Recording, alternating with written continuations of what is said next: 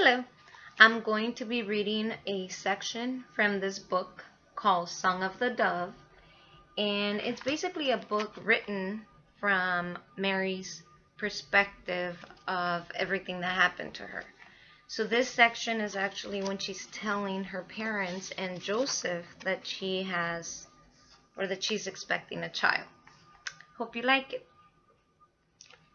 When Joseph returned that night, there was an uneasy silence as they waited for Miriam to speak. Miriam stood in their midst, wringing her hands. "What is it, child?" her mother finally asked. "Is there something wrong with Elisheba or with her child?" Miriam's heart pounded as though it would leap out of her chest. There was nothing to do but to say it. "I am with child." Joseph looked at her, dazed, unable to speak. Her father exploded. "You are with child? Who has done this to you? What is the name of the father?" Miriam was silent. "If a man attacked you, you are not at fault," Joachim said, clenching his fist. "But he must be stoned to death for disgracing a virgin of Israel." Joseph slumped to the floor, holding his head in his hands. Miriam said nothing. Her father's face was grim, his voice menacing. "Was it your uncle? I knew that I should have not allowed you to go with him." "Husband," Hannah grasped, "how can you accuse my brother of such a thing? He is an honorable man."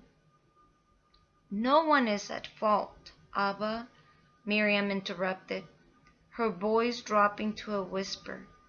"I have conceived a child by the Holy Spirit." "What did you say?" Her father's eyes flashed. "I conceived by the Holy Spirit," she said a bit louder. "Do not add blasphemy to your sin," her father shouted, and raised his hand as if to strike her. Hannah took hold of his arm. "My daughter, how can you say this?" Miriam looked at her with dark, mournful eyes. "An angel told me." "An angel?" Hannah asked in a hushed voice. "An angel!" Joachim said in disgust. "What angel ever appeared to people like us?" "Always to people like us," Hannah reminded him. Joachim scoffed. "Yes, in Jerusalem, but who ever heard of angels in Nazareth? Why do you make up such a story? To cover your shame?" Joachim paced the floor. "Do you know the penalty for adultery?" "Yes, Abba, I know the penalty." She could scarcely say the words. "Death by stoning." Joachim waved his hand as though finished with the matter. Miriam wondered if Joseph was also through with her. In the long black silence that followed, she could see the pain growing inside of him. "You are with child." He looked up at her in bewilderment. She heard the tremor in his voice and saw the anguish in his eyes. "I believed that you were a faithful woman." He rose to his feet with a stony stare. "You have brought shame to this house. You have shamed me." "Joseph, please hear what I am saying. I have been with no man.